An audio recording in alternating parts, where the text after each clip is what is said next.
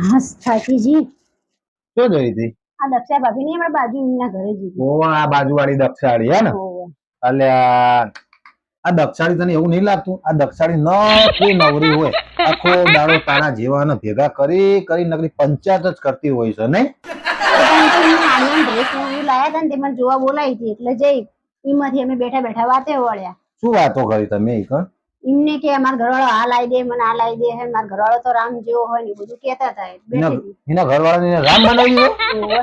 તો તારા મને તો કોક બનાવવું તું, મારા વિશે તારે કોક કેવું તું સાંભળીને આવતી રહી એનું મેં બધું. કીધું તે હું કીધું? મેં કીધું ને મારો ઘરવાળો પણ કૃષ્ણ જેવો જ છે. હે?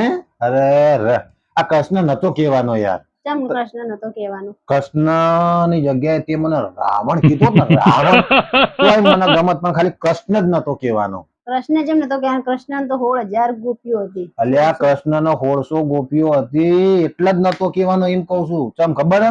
આ કૃષ્ણ 1600 ગોપીઓ રાખતો હતો તો રાધાજી બાપરા કોઈ દાડો કોઈ કહેતા હતા ને?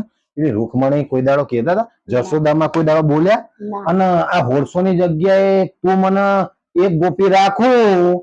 જો કોઈ નહીં કે હવે જેટલી રાખે ને એટલી રાખજો.